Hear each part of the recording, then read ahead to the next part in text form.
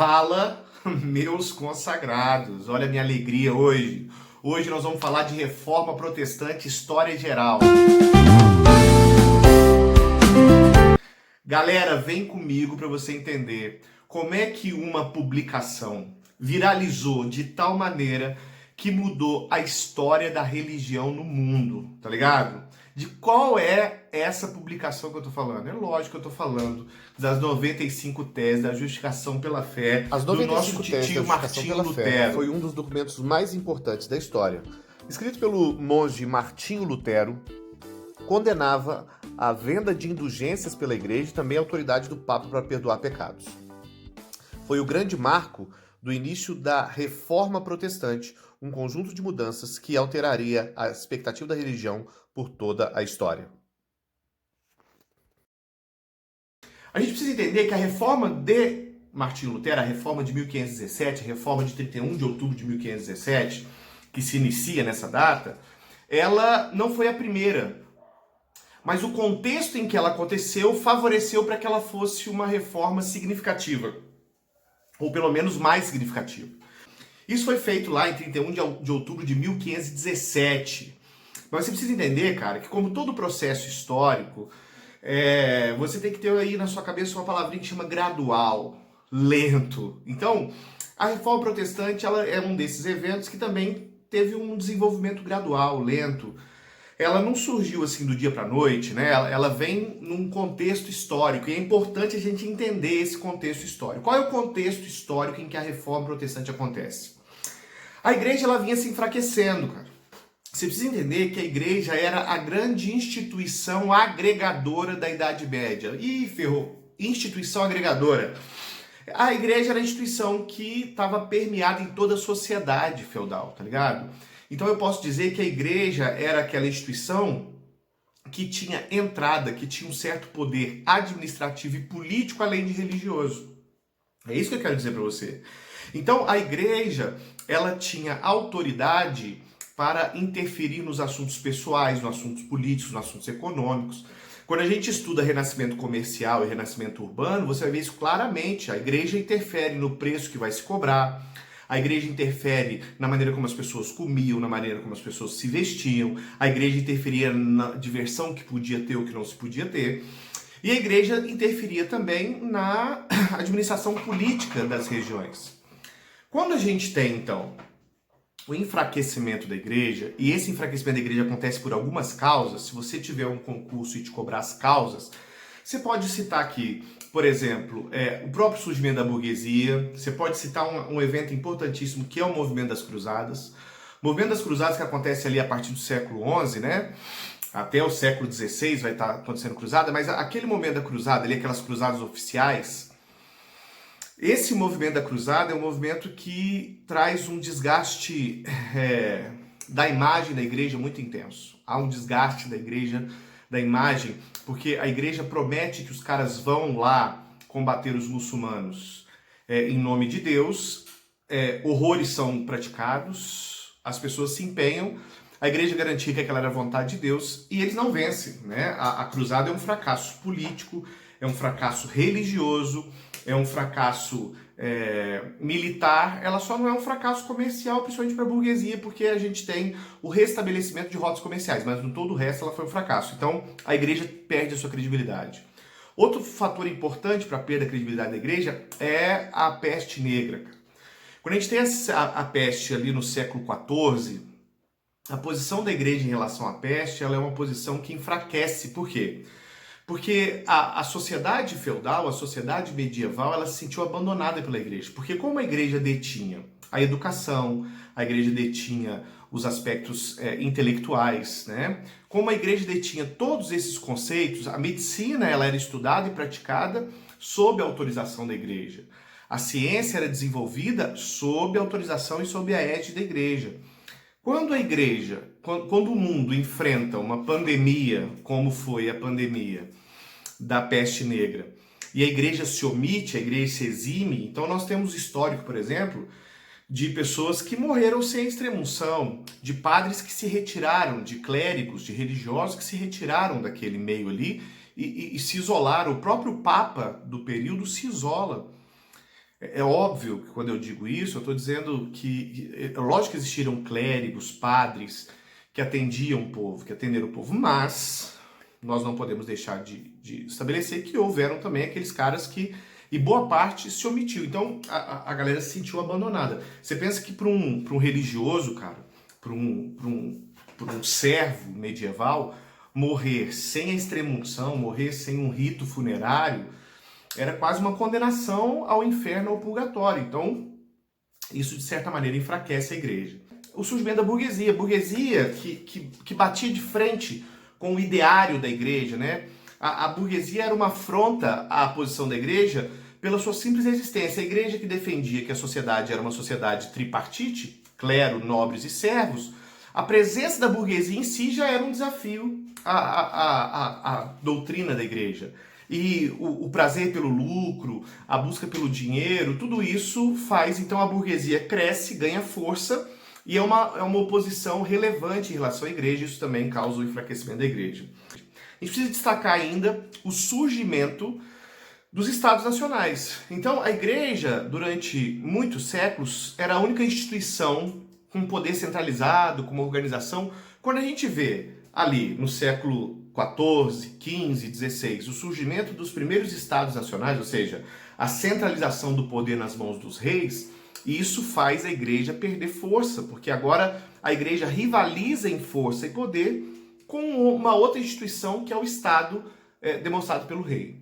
Então, esse conjunto de fatores, associado também ao renascimento cultural, que vem ali a partir do século 15 e 16, o renascimento urbano, né, o renascimento comercial, ou seja, as cidades se tornam vetores de disseminação de ideias. As ideias vão fluir muito mais rápido do que no feudalismo, porque as cidades agora se tornam vetores. As pessoas vêm até a cidade, são alimentadas pelas novas ideias e acabam espalhando essas ideias por toda a Europa.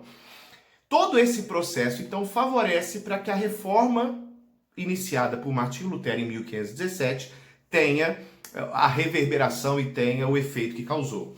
Eu preciso destacar com vocês dois nomes para que você possa aprofundar sua pesquisa aí, porque essa aula é uma aula rápida.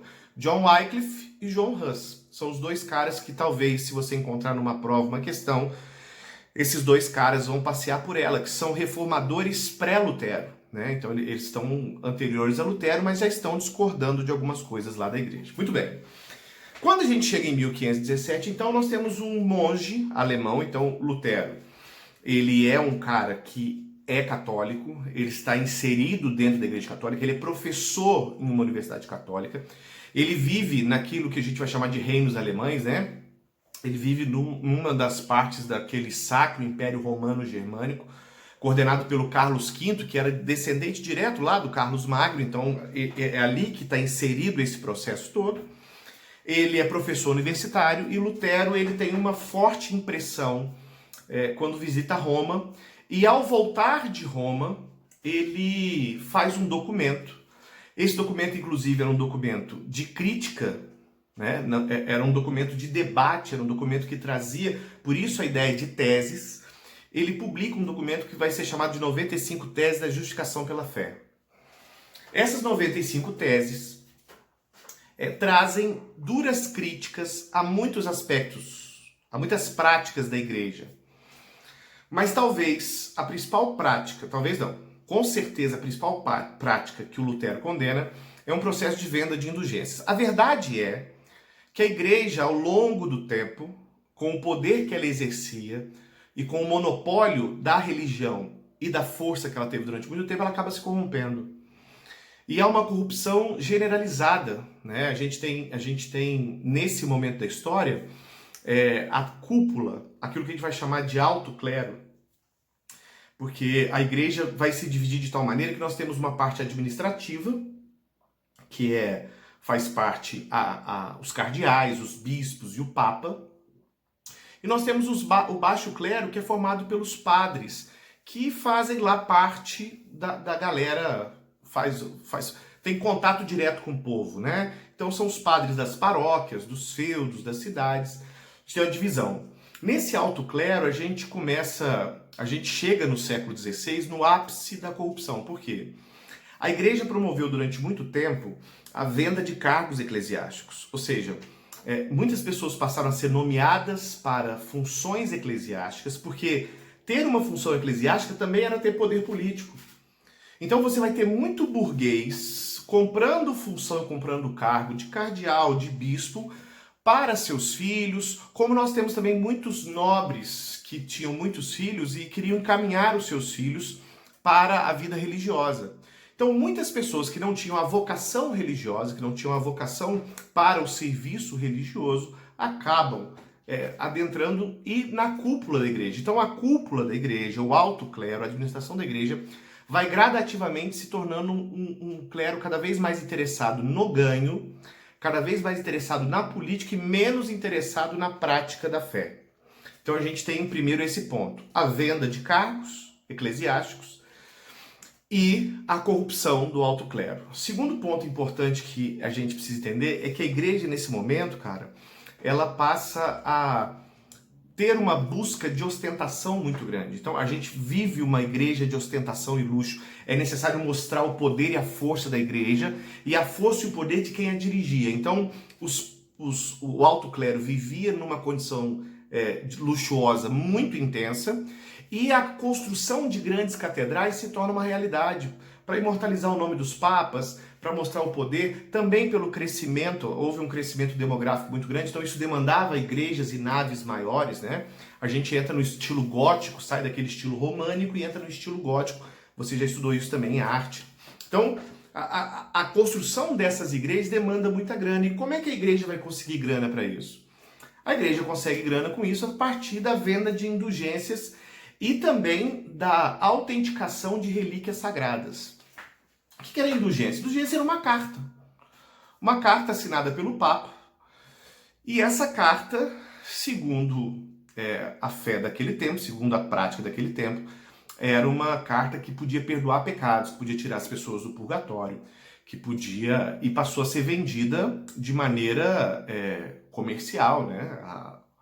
Abriam-se bancas, pessoas começaram a viajar pelo interior. Você vai encontrar na história de Lutero um cara que chama Tetzel, e o Lutero vai combater esse cara firmemente. Eram pregados sermões falando sobre o inferno, sobre o horror do inferno, e no final eram vendidas essas indulgências, essas cartas de perdão, e essa grana era usada para construir grandes catedrais.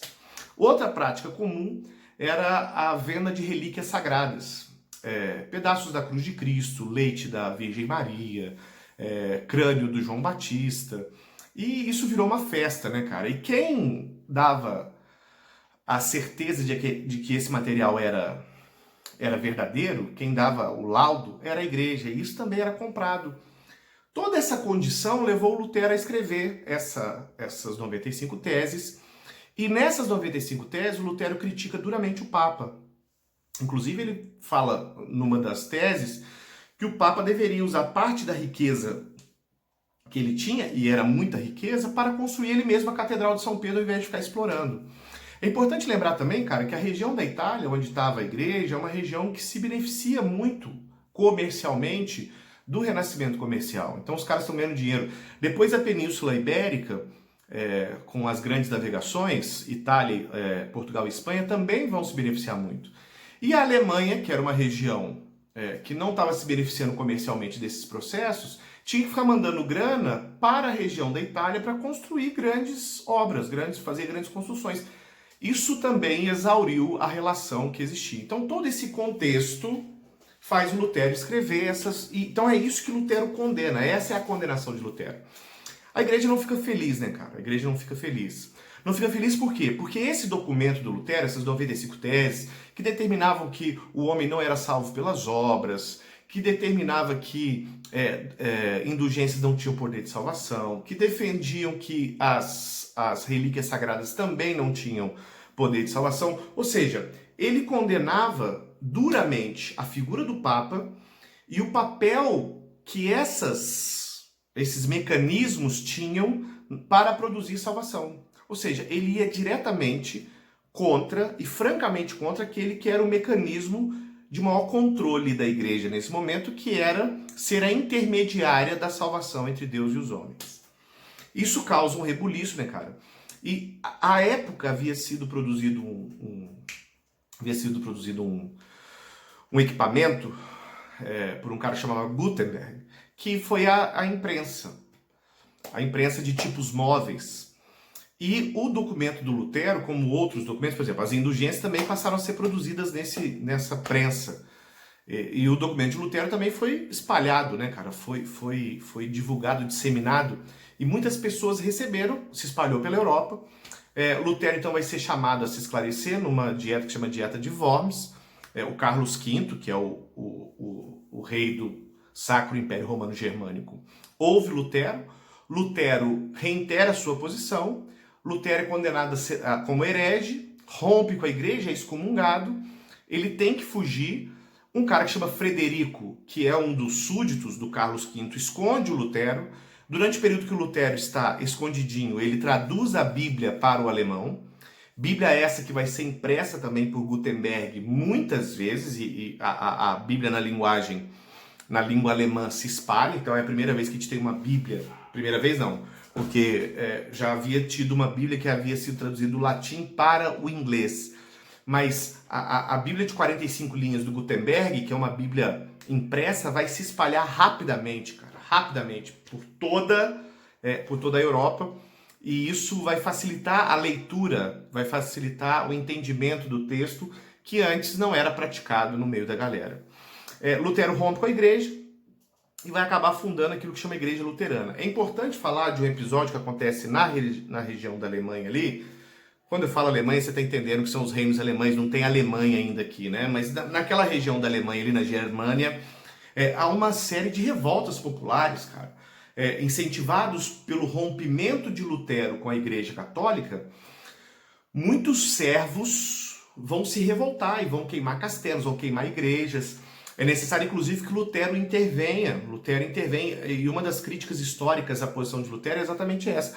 Lutero reitera que era a vontade de Deus que os servos se submetessem aos seus senhores. Então Lutero volta para transformar, para dar uma pausa nessa guerra civil que havia se instalado na região ali da Germânia, na região da Alemanha, que alguns historiadores chegam a citar 100 mil mortos. Então foi uma revolta intensa. Mas a verdade é que Lutero funda então agora a Igreja Luterana. É a primeira igreja protestante, ou seja, é a primeira vez na história do cristianismo que o cara tem a possibilidade de ser cristão e não ser católico. De ser cristão e não ser católico, porque é a primeira vez que nós temos que a Igreja Católica perde o monopólio do cristianismo. Então Lutero funda a Igreja Luterana, uma igreja que tem uma percepção mais literalizada da Bíblia, ou seja, o famoso sola, né? Os famosos sola escritura, solo Cristo, sola gratia, solo a Dio glória, ou seja, na visão da reforma protestante, a Bíblia é o documento de única e maior autoridade. Então, a igreja protestante passa a ser a igreja luterana, como primeira igreja protestante, passa a ser uma igreja que tem um arcabouço teológico mais associado diretamente à Bíblia. Sem crítica nenhuma, sem intenção nenhuma, aqui só porque a Igreja Católica tem uma associação ligada à tradição e à Bíblia, e aqui o luteranismo. Você sabe que, a partir desse momento, então, as ideias de Lutero começam a fervilhar pela Europa. E as ideias de Lutero chegam até um cara que chama João Calvino, lá na Suíça. E João Calvino, então, cria uma religião que vai ser chamada de calvinismo, mas que também vai ser chamada de puritanismo na Inglaterra e vai ser chamado de huguenotes. Então, o cara podia ser calvinista na Suíça, o cara podia ser puritano na Inglaterra e o cara podia ser huguenote na França. São caras que defendem as mesmas concepções. E qual a principal concepção do Calvino? A principal concepção do Calvino é que uma doutrina que chama doutrina da predestinação. De forma muito simplificada, a doutrina da predestinação ela é marcante por quê? Porque entre os muitos aspectos que ela exalta, o calvinismo vai exaltar o acúmulo de recursos, ou seja, quanto mais recursos o cara acumula, quanto mais o cara poupa, o gosto pelo trabalho, gostar das coisas de Deus, boa prática financeira, ele associa isso à bênção divina. Ou seja, você saber lidar bem com a grana, você conseguir acumular riqueza material, você gostar de trabalho, tudo isso corrobora que você é um cara que tem a bênção divina. Se você analisar nesse momento da história onde o burguês era acusado pela igreja por ganhar dinheiro, de usura, que era acusado pela igreja católica de emprestar dinheiro a juro, que era acusado por produzir riqueza, ele encontra no calvinismo o paraíso. Então eu tenho uma aderência muito grande da burguesia ao calvinismo. A gente precisa ainda falar de um último processo, que é o processo da igreja anglicana. Então nós falamos da igreja luterana, a gente fala da igreja calvinista e agora a gente vai falar da igreja luterana. A igreja luterana ela vai ser formada, da igreja anglicana. Então a gente vai falar da igreja anglicana. A igreja anglicana surge na Inglaterra, vai ser fundada por um cara que chama Henrique VIII. Henrique VIII tem uma dissidência com o Papa. O Papa não deixa que ele se divorcie da sua esposa. É lógico que esse não é o único objetivo, né? Esse não é o único motivo, né? Mas é um motivo que ele usa e ele queria já há muito tempo se libertar desse domínio da igreja. Também queria parar de mandar grana para a igreja, então ele rompe com a igreja, aproveita esse processo de reformas religiosas. Ele rompe com a igreja, acaba fechando muitos mosteiros, toma muitos mosteiros e muitos recursos e muita grana que a igreja católica tinha guardado na Inglaterra. Ele faz uma reforma, funda a igreja anglicana e na igreja anglicana o chefe da igreja, o líder supremo da igreja é o monarca. Portanto que hoje é a nossa tia Elizabeth, a imortal, que é a chefe da igreja anglicana. Então o Henrique VIII cria uma religião, uma igreja nacional. Esse é um outro aspecto importante que as reformas religiosas trazem para nós. Ela traz para nós essa realidade dos nacionalismos, né? As pessoas queriam ter religiões que fossem mais regionais, que se identificassem mais com as características locais. Então esse também é um processo que fomenta essa série de reformas religiosas. E aí a gente vai ter o surgimento dos anabatistas logo ali, que são caras que vão ter uma literalidade da Bíblia muito intensa. São caras que vão produzir uma religião que vai ser assim muito próxima, muito próxima daquilo que a literalidade da Bíblia pede. Você sabe então, velho, que a Igreja Católica não vai ficar parada. E a Igreja cria um movimento que chama movimento da Contra-Reforma, ou da Reforma Católica, marcado por um concílio que vai ser chamado de Concílio de Trento. No Concílio de Trento, a Igreja se reúne e decide quais ações irá tomar. Então, quais são as ações da Igreja na Contra-Reforma? Primeira ação da Igreja na Contra-Reforma, ela faz uma reforma... Primeira ação da Igreja na Contra-Reforma, ela reafirma algumas doutrinas católicas. Essa é a primeira.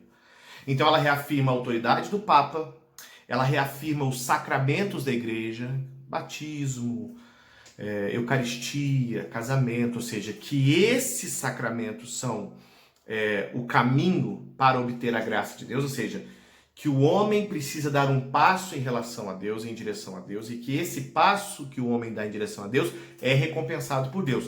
Teológico isso, né? Mas só para você entender. Na visão protestante, a graça vem até mim. Na visão católica, eu vou até a graça. É isso, ok? Então ela reafirma as suas doutrinas, os seus dogmas, reafirma inclusive a venda de indulgências com menos intensidade. Faz uma reforma educacional, agora sim uma reforma educacional, porque Lutero foi gestado dentro da Universidade Católica. Então os caras assim, deve ter alguma coisa errada aí nos nossos colégios para que a gente possa gerar um cara pensando desse jeito. Então há uma reforma educacional, se cria um índex, que é um conjunto de livros que vão ser proibidos. Então tem um conjunto de livros proibidos agora, né, na Igreja Católica. Então eles proíbem lá alguns livros. E a gente tem a criação dos jesuítas, a Companhia de Jesus, que são conhecidos também como soldados de Cristo, caras que surgem, uma ordem católica que surge para defender a fé. Então são realmente caras que têm o grande objetivo de defender a fé, de levar a fé católica, de perseguir e de espantar e expulsar e combater os protestantes, que passaram a ser chamados de hereges. E os jesuítas têm um papel muito importante na colonização aqui da América portuguesa e espanhola, né? Criarão aqui as reduções jesuíticas ou as missões jesuíticas, que é tema de outra aula. Ponto. Última questão importantíssima é a formação do Tribunal da Santa Inquisição. Não a formação, mas a intensificação. O Tribunal da Santa Inquisição, a partir da Reforma Protestante, cara, vai se intensificar de uma maneira muito grande. Milhares de pessoas serão torturadas, a permissão à tortura será autorizada, e mais do que isso, cara, a partir da Reforma Protestante, a gente tem uma junção, uma união muito mais intensa entre os reis e a igreja. Então, a gente vai passar a ter reinos católicos, porque antes todo reino era católico, mas agora a gente tem os reinos católicos e os reinos protestantes. Então, Portugal, Espanha, França vão aderir de maneira muito mais intensa a esse processo. E vão aderir tanto nas suas regiões quanto nas suas colônias. Então, lembra que a gente está num processo de expansão territorial, expansão colonial? Então, a perseguição religiosa, o tribunal, a Inquisição, acaba chegando também nas colônias, né? Chega na América e se espalha. E a Inquisição é um período muito negro e muito obscuro, né? Quando a gente fala sobre esse processo, é sempre importante lembrar de intolerância religiosa. Então serão perseguidos judeus, serão perseguidos protestantes, serão perseguidos pessoas que tinham religiões ligadas à natureza. Talvez o maior exemplo disso seja a Guerra de 30 anos, né? A Guerra de 30 anos que acontece ali, principalmente no território inglês, e que coloca em oposição vários grupos ali calvinistas, né, que vão se chamar de puritanos, anglicanos, católicos, uma guerra horrível, uma guerra religiosa que leva a Inglaterra à beira da ruptura e da guerra civil, que vai causar outro papel importante, que é o envio de parte dos puritanos para a América, o que vai ser futuramente lá nas 13 colônias a formação dos Estados Unidos. E lembrar você que aqui a gente fez uma análise histórica, ok? Sempre uma análise histórica. Nunca tendenciosa, nunca religiosa. Essa não é uma aula de teologia, essa não é uma aula de ciência e religião. Essa é uma aula de história, panorama limpo, para que você possa ter uma referência aí nos seus estudos sobre Reforma Protestante. Espero que você tenha gostado. Um beijo, um abraço, fica com Deus.